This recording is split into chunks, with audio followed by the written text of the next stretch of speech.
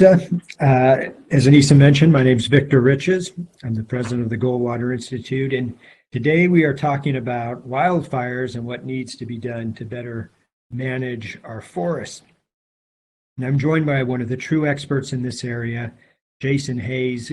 Jason is the director of the environmental policy for the Mackinac Center, and today the Goldwater Institute, in conjunction with the Mackinac Center, are releasing a report written by Jason that sheds a tremendous amount of light on what seems to be the never-ending problems of Arizona's forest fires. And I do want to stress, this is a very important subject. In this year alone, in Arizona, we've seen nearly 600,000 acres of our forest burn, with millions of more acres across the West. And so, Jason, with that in mind, my first question for you is this. With literally millions of acres of land burning year after year, I've heard you describe our forest situation as being similar to that of a ticking time bomb. Now, that sounds pretty bad, but I also think it sounds pretty accurate. What do you mean by that? Yeah, thank you, Victor, and to the rest of the Goldwater staff for inviting me on to speak about this, because it is really a big issue. And this description as a ticking time bomb is really the matter of, it's called fuel loading. Basically, over time, what we've done in our forest management, the way that we've managed our forests is we've allowed them to basically build up. Fuel loading is what it's called, where we've, through an attitude toward our forests, we believed that we were trying to preserve them. And so what we effectively did is we kind of locked the world out of many of our federal public lands.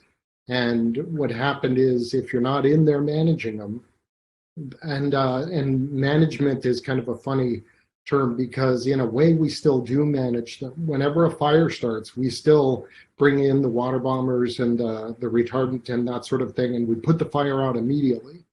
So where nature often is trying to remove some of these fuels that I just talked about, we put that fire out and we stop it. And at the same time, we're not allowing industry or human activity to go in and kind of clean some of these old and dead and dying trees up. So what happens is, over a period of decades, we effectively allow our forests to go from that kind of park-like state that you would have remembered from all of your when you were visiting parks as a kid, or if you've seen pictures of parks, you always think these kind of well-spaced, large diameter, healthy trees with sort of this mossy kind of undergrowth under them, where it's, open and airy and very comfortable and park-like. Well, a lot of, especially in forests like northern Arizona, in the national forests, what we're seeing is, because we've left them, you get a lot of small stuff growing up in under the bigger trees. And so you get small trees that aren't very healthy, a lot of shrubs and grass and that sort of thing. And so there's examples like the bushfire here just a few months ago in Arizona was over 100,000 acres, and it burned part of the San Carlos Reserve and into Coconino National Forest. And essentially it burned a mix of shrubs and grass in some areas and went into wooded areas elsewhere. But it's just this building up of what we would consider fuel over time, and we don't remove it.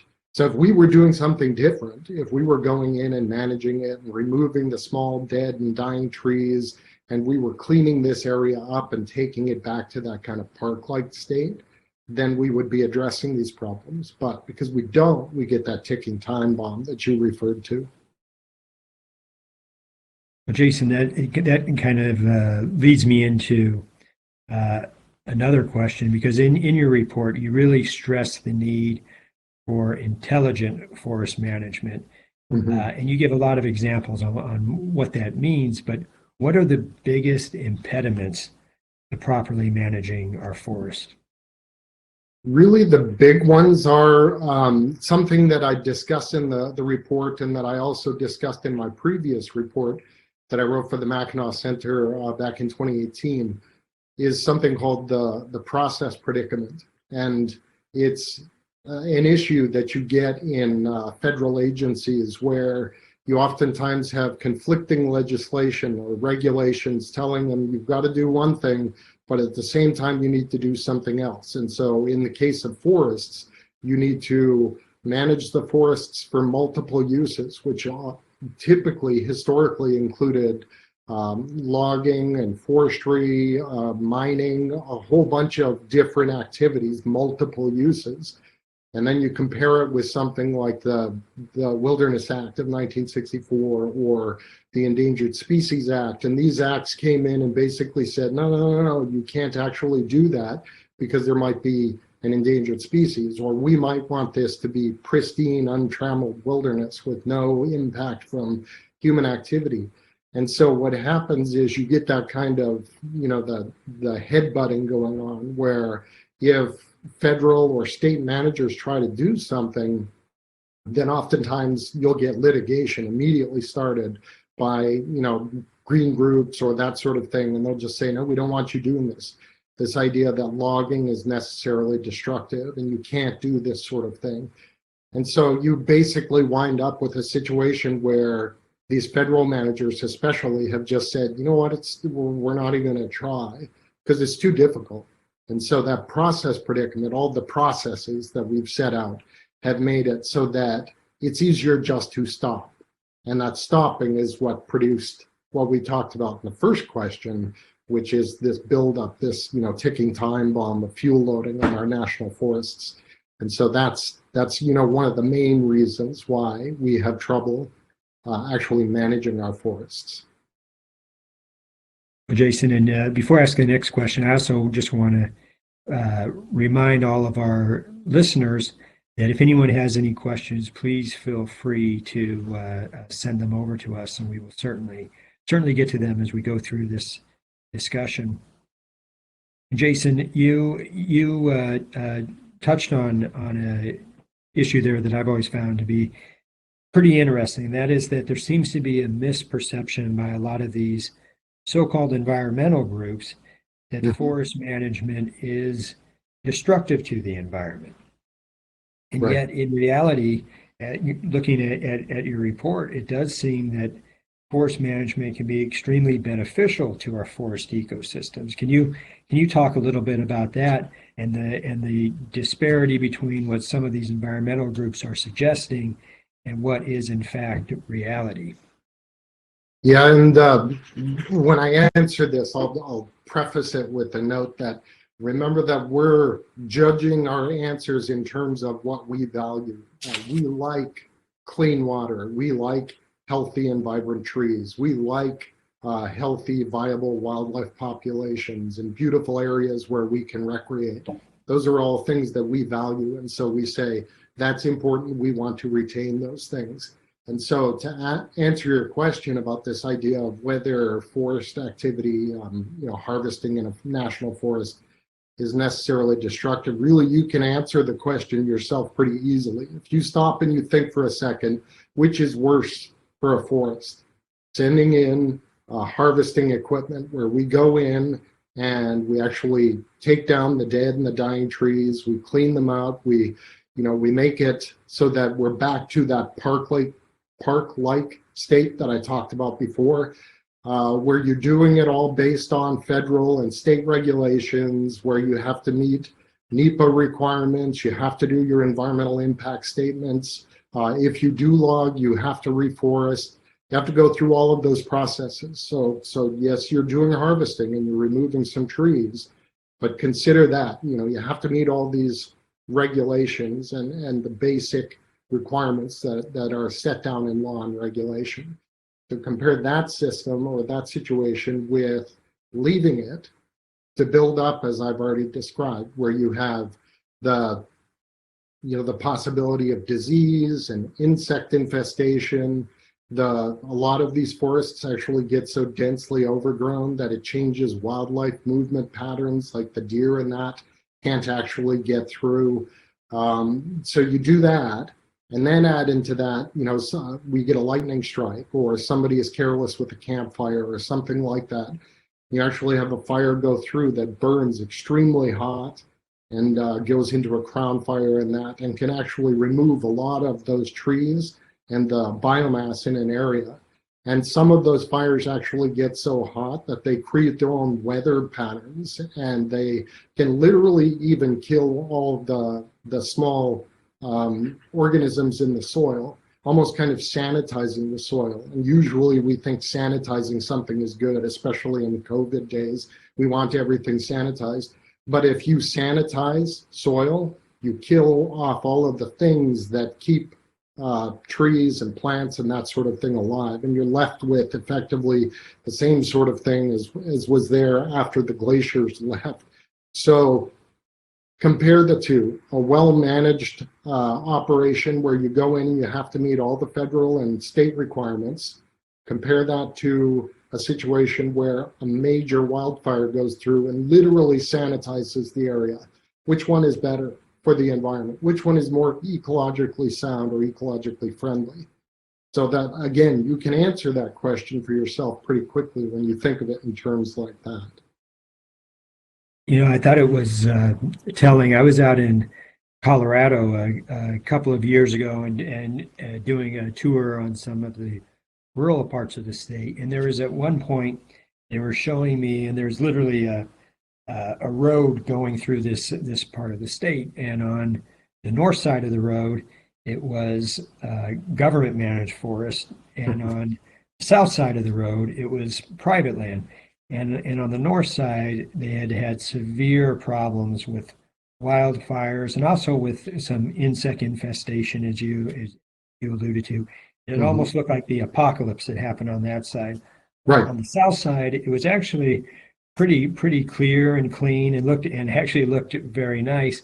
Why is it that at least on the surface it appears that land managed privately can fare so much better than land under government supervision? Yeah, and you all also see very similar things. Actually, there's examples in Arizona like that, where I believe it was in the Wallow Fire in 2011. The fire went through portions of the Apache Sitgraves National Forest, and the White Mountain Apache areas, the lands that were owned and managed by the White Mountain Apaches, were treated very similar to the private lands you just discussed. And they had gone through and they had done this spacing and thinning, and they used prescribed burns. And what happens is you remove a lot of the fuels that can cause the fires to get really bad. So especially in a hot year or something like that, you will get these real intense fires where literally it starts on the ground and then it climbs up the grass into the shrubs and then up the small trees into the crowns of the big trees. And you get what's called a crown fire. And you just remove that step. All of those ladder fuels that take the fire up into the crowns of the trees are gone when you manage properly. So whether it's in Colorado on private land or in the White Mountain Apache lands, you can get a fire that goes through and it'll just be a very low intensity surface burn that just kind of removes, sort of like almost like a spring cleaning in your home. When you go in, you clean out your house in the spring so that you get rid of the clutter and that you're not, allowing bugs and disease and that kind of stuff to build up in your house. You do the exact same thing in a forest with a light, low intensity burn or a prescribed burn. And that actually helps. And so you remove those ladder fuels, you don't get those real intense burns. And so literally on one side of the road, it'll still be very green and healthy. On the other side, like you said, it looks like a moonscape. And Jason, we have a question here from one of the listeners, and I think it's a very, very important question. And they're asking, how much of an impact can state policy really make in this area? Isn't forest management governed primarily by federal law? And are there things that we can expect our state legislatures and local government to do to really address this problem? Yeah, absolutely. And Arizona's been actually pretty good at dealing with this. So when I was doing the research for this paper, I was able to talk to people in the state Department of Fire and Forest Management and Fire. Forests and Fire Management. There we go, I'll get it right. And they're very much involved in things like, we talk about the Forest Restoration Initiative, which involves the Kaibab and Coconino, Tonto and Apache sit groups, kind of that strip that runs right across the middle of northern Arizona. They're very heavily involved in those kind of restoration initiatives and collaborative forest management initiatives. And so it's good to remember that, yes, in this case, the paper looks at national forests. And so it's dealing with federal regulation on federal lands, but a lot of the land that is impacted by a lot of these fires is either private or state as well. So you've got opportunities with federal legislation, things like the Good Neighbor Authority, or the USDA through the US Forest Service is doing things like, it's called their Shared Stewardship Program, where the federal government has actually, over the past few years, really tried to recognize that in a lot of cases, they haven't always been a good neighbor, and thus the Good Neighbor Authority, that legislation. And what it does is it gives federal managers a chance to work with state managers. And so where federal managers may not have the budgets and the staffing levels and that sort of thing, they can actually work cooperatively with state managers who can then go out and hire forest contractors and consultants and that sort of thing to get the spacing and thinning, the active management that we're talking about, to get that done. So you can get the work done on state lands because the state managers are doing it. The private lands, which you already talked about, the private owners are doing it. But now on the federal lands, you can get a lot of it done too. So the challenge we're facing is just that there is so much land that has been built up over so many decades that it's a backlog, and we've got to work through that backlog. One of the issues that you mentioned a couple of minutes ago was the idea of things like thinning and controlled burns, and I know you talk about those issues in your report, and these are certainly seem like very effective tools to clear out the overgrowth in our forest and ultimately dramatically decrease forest fires. And I remember, in fact, when I was up in the governor's office, we used to talk about these things quite frequently. And so I guess my question is, why is more of this not happening on our forest lands, at least on those lands managed by the government?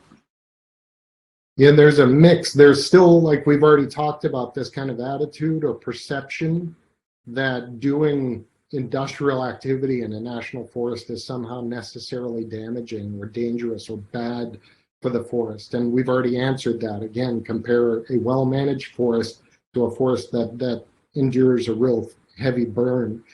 Clearly, it's better for the forest to do this, but still that perception, it sticks. Because a lot of us have been, we grew up in a time where this notion that, the forest industry is trying to damage things, or it's greedy and it's trying to get at profits over proper ecosystem management and that. And the reality is that the forest industry is essential to making sure that these forests are managed properly, that honestly, there's nothing wrong with making a profit, running a business and doing this kind of work.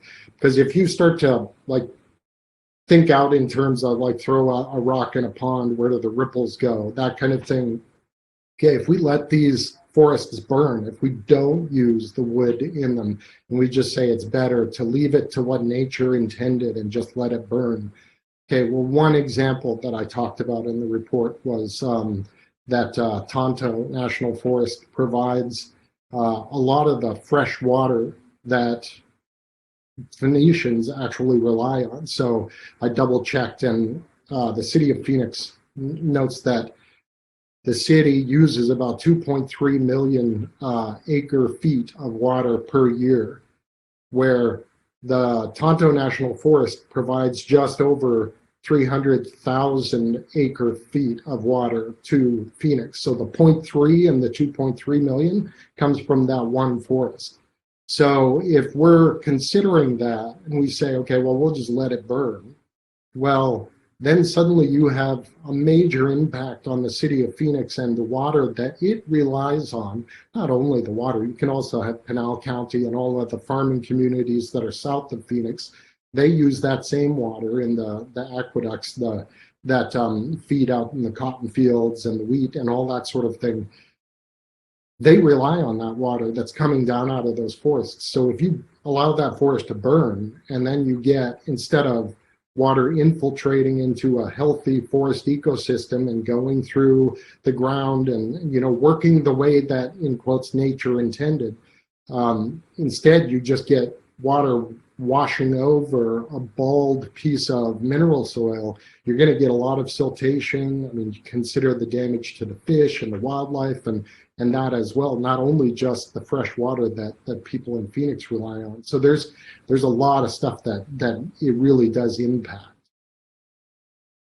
And I wanted to ask you this, because I think this is a very interesting question that one of our listeners sent in. Mm-hmm. After the fires are extinguished, they're wondering what is done with the waste created by the fires. Can these trees be reused, or are they simply put into a landfill? Is there an opportunity to use those resources after a fire occurs, or at that point is it just too late to take advantage of those resources? It's going to depend. That's the simple answer, because fire burned timber has a very low value, because when you're building something, do you want, like the soot and the charred areas in the wood that you're using? A lot of the time people would say no. So there's an impact on the visual quality of the lumber, or if you're going to produce some other engineered wood product out of it, it has an impact. And so that might have a change in the markets.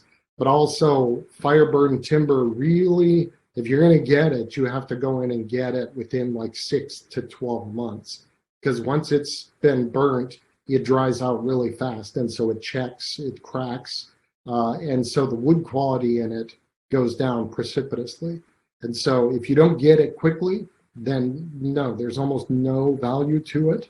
And then when you're dealing with the fact that a lot of these areas in northern Arizona and these ponderosa pine forests, they already have extremely small, they're called piece sizes. You're cutting down trees that are between 6 and 12 inches in diameter. And so to try to figure out, okay, how are we going to turn that into lumber when it's such a small size to begin with, is an extremely difficult question. Like, even when the trees are healthy and alive, there's a very limited market for it. And so we're trying to, through this report, discuss ways, well, what could we do to improve markets? Could we get an OSB plant or some engineered wood product plant built in Flagstaff? Or, is there ways to use this wood? And again, it's an extremely difficult challenge because there is so little value associated with the wood. And then kind of pile on top of that the fact that because it's such small piece size, a lot of the time you get a lot of knots in the wood, and people really don't want that because it's not as pretty. But also, if you're cutting really small trees into dimensional lumber, like 2x4s and that sort of thing, those kind of trees, when they dry out, when they're put in a kiln and dried and getting prepared for the market, they do this sort of thing. They warp really badly. So you've got what I called in the report kind of a wicked problem, because there's so many challenges that you have to address. Then, like, going back to the question, if you then throw in a real limited time frame where you can actually use this wood, it just makes it that much more difficult. So again, you would have to get to it really fast to make it worthwhile. And Jason, we've had a couple of people ask some questions about California, which I think is a very interesting subject. We all have seen Governor Newsom over the last few years, and recently, I feel like in the midst of these wildfires that they're experiencing out there, he's made what I would consider to be some pretty outlandish claims that climate change is the primary issue with their forest fires out there. Right. And yet, if we take him at his word, it would just seem to reason that adjacent areas, similar climates, would also be experiencing heavy wildfires. Right. Jason, is this the case? Yeah, and I should have a new blog post up on the Mackinac Center's website that actually looks at this very question today. So I just looked north of the border. I said, okay, there's extreme wildfire problems, not only in California, but also in the state of Washington. And so Washington and British Columbia are very close together. They have very similar ecologies when you look at the forests. I mean, coastal Douglas fir, western red hemlock, those kind of forests are very similar. And so I thought, okay, let's also look at what the Canadian government is saying about their situation. And it was June 2019, they passed a motion in the House of Commons that said Canada was undergoing a climate emergency. And their then Minister of Environment and Climate Change, Catherine McKenna, tweeted out that Canada was actually warming twice as fast as the rest of the world. And so you would stop and you'd think, okay, well, if they're undergoing a climate emergency, they're warming twice as fast as everybody else, and they're geographically right beside each other and have very similar ecosystems and ecologies, clearly they would have the same kind of impacts on their forests as Washington is having. But if you look at Natural Resources Canada's website, which is NRCan, is the federal agency. It's kind of like the DOE or Department of Interior down here in the States, but they deal with energy policy and natural resources policy, that sort of thing. If you look at what they're reporting in terms of fire, their current fire season for 2020 is at only 8%, not 80, 8% of the rest of their 10-year average.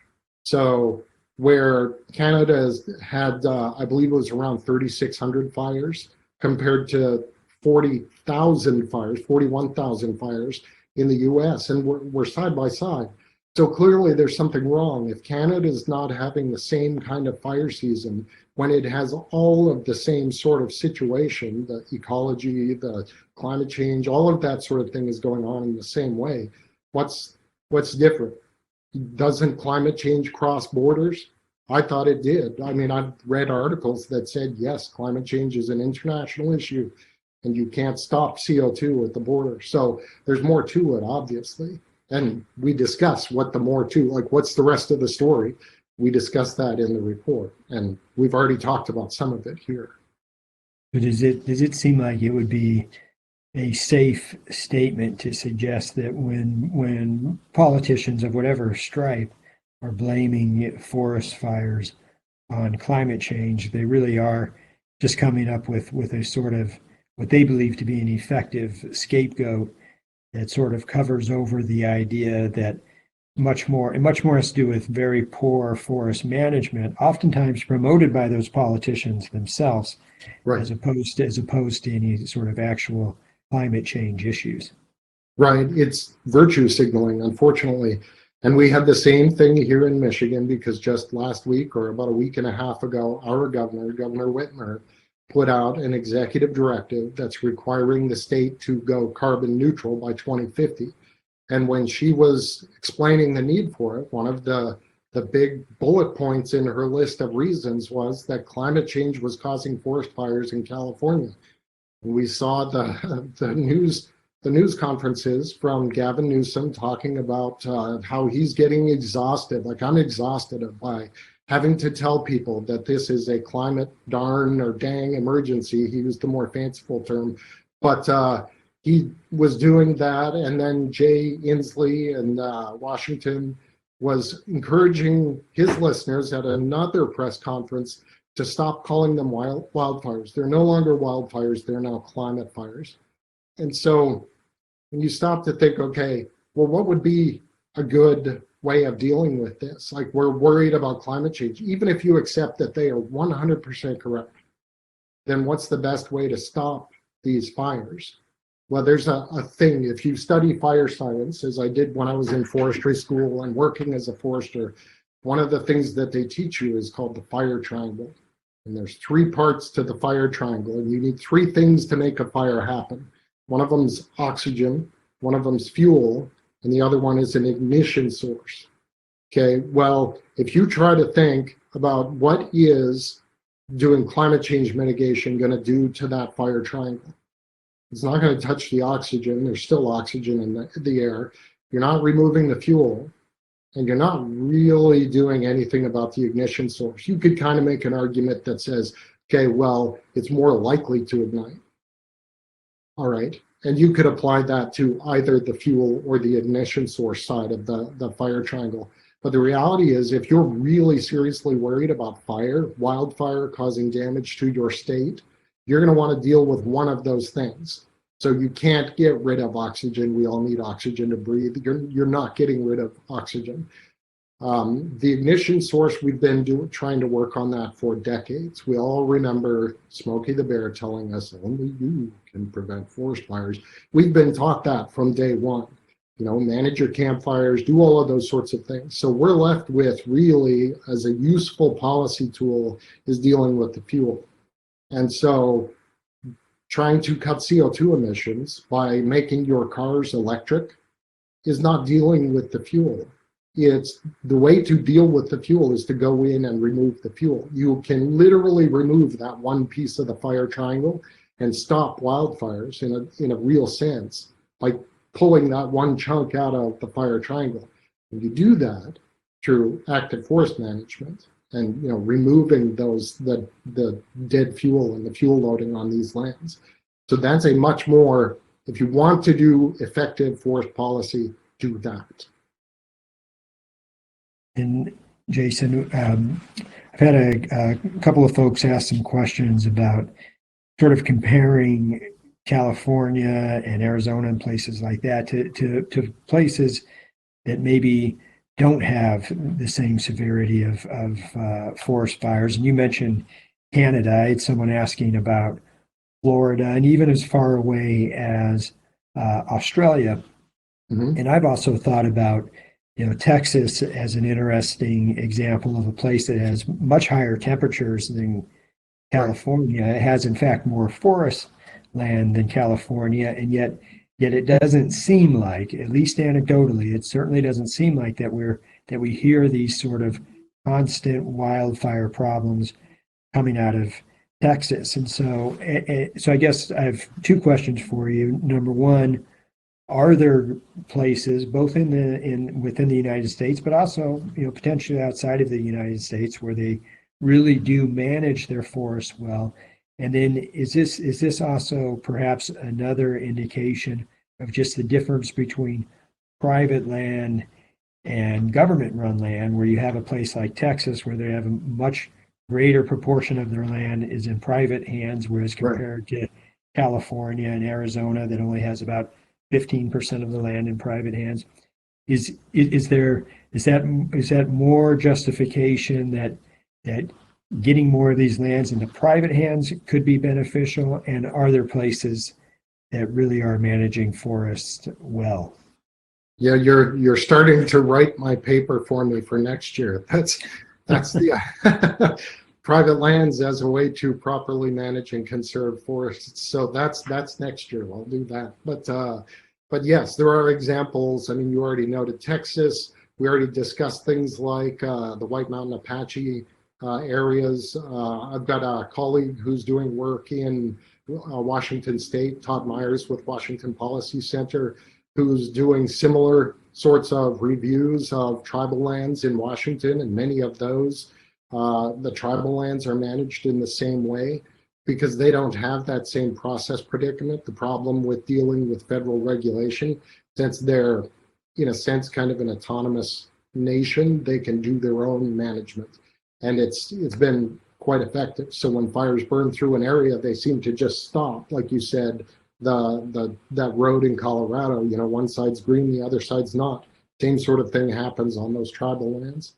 So yeah, there are areas like that. And yes, Texas is a bit different because it does have more more private land. I double checked, and yeah, Texas only has about 1.8% of its land is federally owned and managed. Compare that with Arizona, which is just under 40%. It's like 38.7% of Arizona's land is federally managed.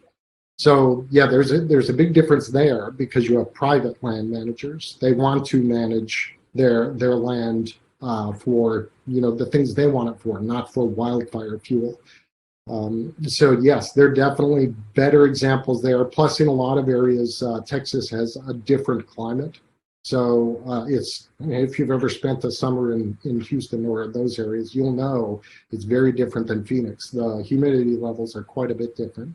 So, and we see similar things in Michigan, where our forest fire issue is quite a bit less. Like we only have around, I believe it was less than 1,000 acres burned this year in Michigan. So we have other challenges that we're dealing with, like bark beetles and that sort of thing. But yeah, it's a very different ecology and a very different ownership, a tenure system. So those sorts of things all play into answering those questions. Why is it worse in the Southwest or the Western states than it is in Texas or Michigan or some other state?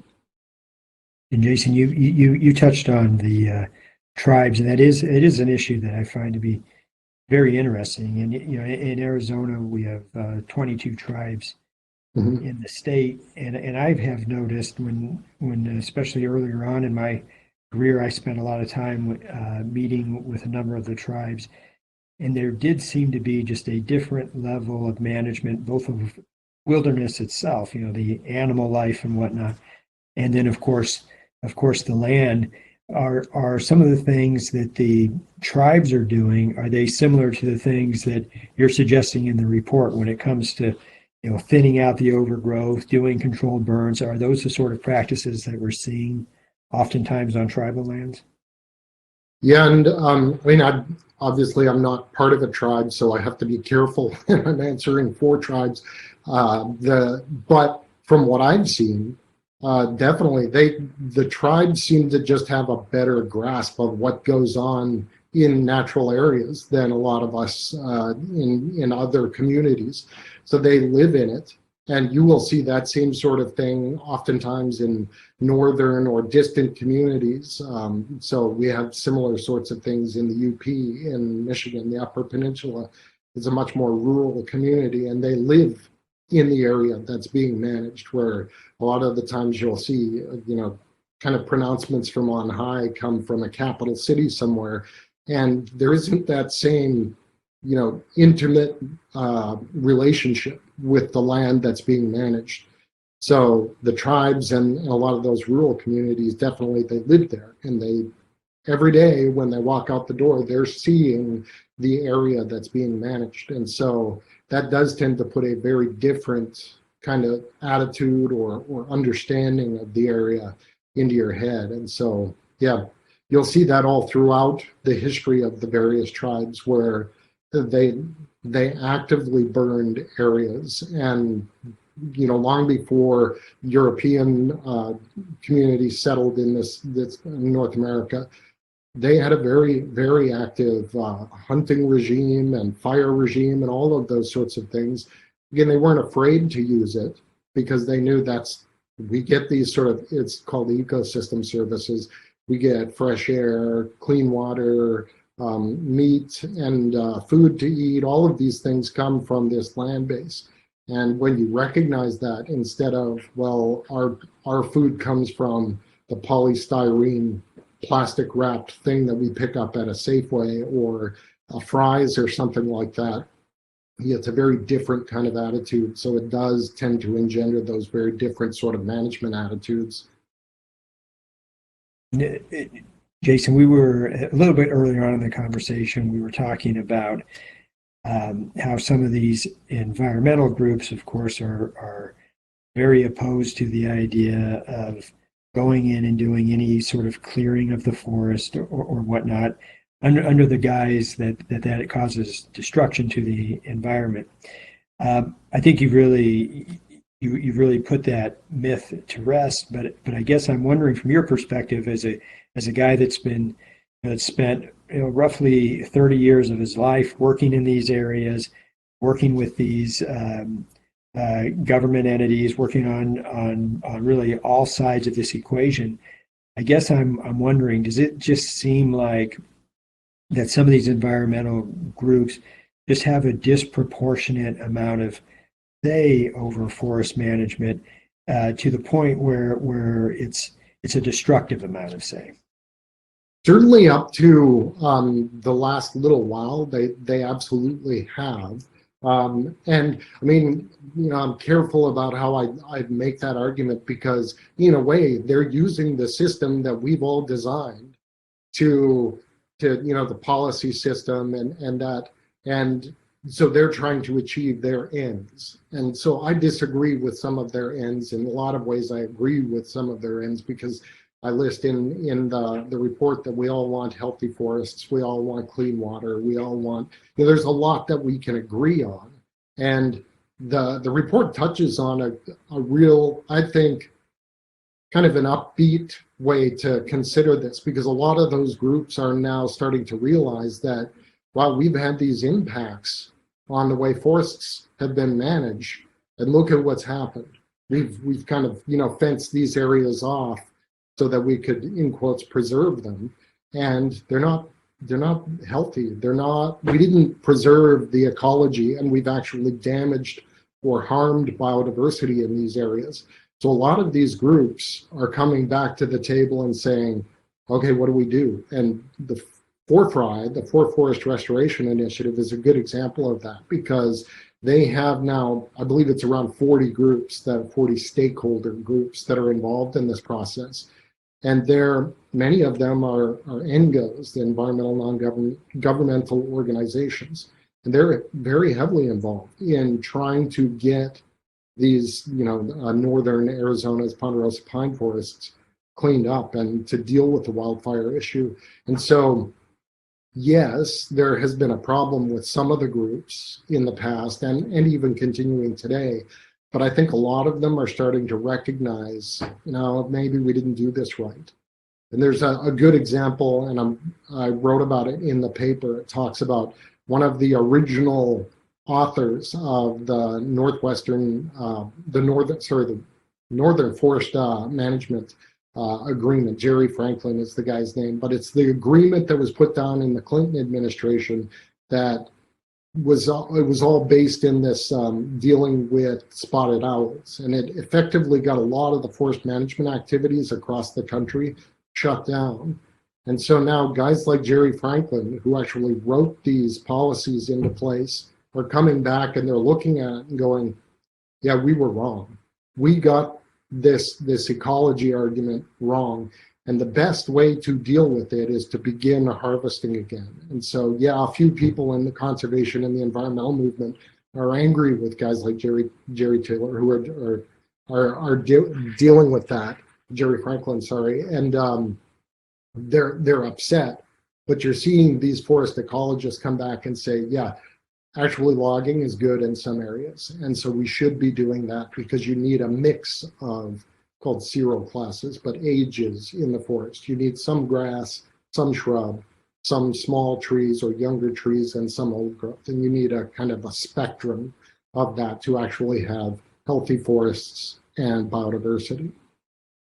And Jason, you mentioned FORFRI. I think a lot of folks are not real familiar with that, and just the volume of land they're trying to look at. It starts way up at the Grand Canyon and actually goes all the way down into parts of eastern Arizona, and I believe right up to the border of New Mexico, if I recall correctly. Yeah. Can you just give people a little bit of a synopsis of what the FORFRI project is trying to accomplish? Yeah, and I was almost a little bit intimidated starting into this because this is a massive project. Like trying to understand the amount of work that's gone into this effort, this initiative, is, it's almost a little bit intimidating, like I said, where it's over 10 years, 40 different groups, different stakeholder groups have been involved for a decade or more in trying to set this up. And as I noted, it's like you said, it's Kaibab, which is out around the Grand Canyon, and then Coconino and Tonto national forests, and then Apache Sitgraves is that part that kind of goes down over into the southern parts and over to New Mexico. So it's around, I believe it's 2.4 million acres, but certainly over 2 million acres of national forest lands that these 40 different stakeholder groups have worked together for a decade to try to deal with the problem of wildfire. And how do we deal with these like massively overgrown ponderosa pine forests, and how do we restore them? How do we make them healthy and viable again? And then also, how do we do things like rebuild our forest industry? Because the lack of activity in these areas has really hammered the forest industry and caused a lot of the businesses to either go under or to just leave the state. So there's a bunch of different things that they're trying to achieve. And this is an extremely long-term project, because when you talk about it, they've done around 700,000 acres to date of restoration area, but there's still over 830,000 acres to go. And they're trying to work on this, and they're doing another environmental impact statement so that you can meet with federal requirements, the NEPA requirements that have to be passed to be able to work on federal land. And this next EIS, or environmental impact statement, will cover another 20-year period. And like I said, over 830,000 acres of land that needs to be managed. And so, again, it's a massive undertaking that involves a huge number of people, and it deals with all of the economic impacts that we already talked about. And, you know, is there businesses that can deal with this? What do we do with the wood when it's so low quality and such small piece size? How do you make all this work? And so that's one of those things where I was saying, you know, actually it's like a reason to be optimistic when you have things like the Arizona State Department of Forestry and Fire Management that have been involved from day one. And usually you can look at it and we'll do our part to critique government. But in this case, we're like, all right, good. You guys are doing it. This is what you should be doing. So, and for the Forest Service as well, you know, it's 2 cheers, or, you know, 2 thumbs up for the work that these guys are doing, trying to corral all these different interests and to do it over a period of decades, literally. So it's a massive undertaking, and it's really something that when I was finished writing the paper, I was like, this is something that the other areas across the country should be copying, and we should learn from the mistakes, because there have been problems with forestry. It's not perfect, but still there's a lot you can learn from and you can apply in other states, and it's very valuable information. And Jason, you sort of talked a little bit there about some of the business interests, and I did want to ask the question, because when we talk about the consequences of bad forest management, it's usually under the guise of environmental issues. Mm-hmm. But we sometimes forget that economics plays a role in theirs too. And so I'm curious as to what you see as being some of the economic costs associated with poor forest management. Okay, there's several. We've already discussed jobs related to actually people that work in the forest industry. So a lot of those jobs have left the state or just simply gone out of business. When you're dealing with trying to figure out how do you, like, if you're actually able to get a contract and you go in and you do the logging, well, what do you do with the trees? Again, I said that they're small piece sizes, they're very low quality. How do you deal with all of this? What another economic impact is, was it possible to build a mill that could begin to use these? I mean, I saw in the research that I did, there was something like 6 or 8 mills that have closed in the past few decades in Arizona. So those mills closing remove a spot where you used to be able to take a logging truck full of logs. Well, you can't do that anymore. So that's an economic impact. We talked about what is the economic impact to somebody, a utility like SRP. If suddenly the water that they are getting into Phoenix, that 0.3 million cubic acre feet that are coming down into the city, suddenly they have to do a whole lot more filtration to get rid of silt and that sort of thing. What's the economic impact on people's water, on electricity prices, if SRP is using some of this for cooling and that kind of thing? There's just huge impacts. Stop and think, okay, we used to be producing dimensional lumber or engineered wood products in the state of Arizona that could go to a local Home Depot or something like that. That's no longer there. So now you have to ship wood from, even up from Canadian forests or something like that. So again, your prices are going up. Those kind of challenges all exist. And all of that will oftentimes roll into what are the trickle-down effects. The mom and pop stores that used to be open, the hardware store or the grocery store on the corner. If people who used to work in the mills or used to work as forest contractors are no longer there, suddenly these stores can't afford to stay open. There's recreation impacts for people coming up to do outdoor recreation, because a lot of what goes on in those all of the national forests, but those 4 national forests in the Forefry initiative, they all very clearly say that some of the big reasons that people go into Tonto and Kaibab and Coconino and all of those areas are for outdoor recreation, hiking, fishing, camping, all those sorts of things. Well, if a huge wildfire burns through, you're not going camping in that area anymore. You're going to go somewhere else. So what are the impacts in terms of losses to, outdoor recreation guides and outfitters and all of those kind of things, to the stores that sell the kayaks and the backpacks, and there's just all of these sort of little tendrils going out through the entire economy. They all impact these things. So when you start to add it all up, you go, okay, maybe this forest restoration idea is actually a good idea. We should be targeting this. Oh, absolutely. Jason, we're kind of bumping up to that hour point. Are there any sort of final thoughts you'd like to leave all of our listeners with? I think if people take anything away, is the big thing we talked about, dealing with confusing the real reasons for these fires. People get sidetracked by, it's climate change and we've got to stop driving internal combustion engine cars. You can deal with climate change, whether or not that's actually an issue that's associated with these fires. You can be completely convinced that it is and it's the reason, or you can be completely convinced that it's not. It doesn't matter. This forest restoration activity still needs to be done. So don't get sidetracked in these areas. There's work that can be done that can address it. And again, we've got these similar interests. Everybody wants healthy forests. They all want clean air. They all want clean water.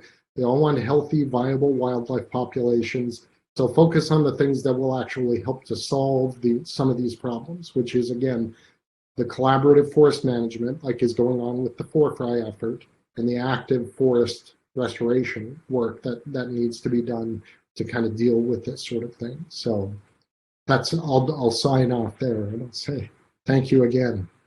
No, thank you, Jason. I want to thank everyone for joining us this morning. We really appreciate it, and for folks that are interested in reading Jason's report, I can assure you it's a great report, very informative. You can go to our website.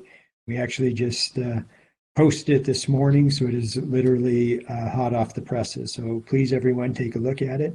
And Jason, hey, thank you very much for joining us today. This is a great discussion. Thank you. Yeah, thank you, Victor, and also to the rest of the Goldwater staff. You guys were great. It was a huge help. All of the work, they did it as much or more work than I did. So you guys really, really rocked it on this one. Thank you for that. Thank you, Jason. And take care, everyone. Have a great day. Yep. Thank you.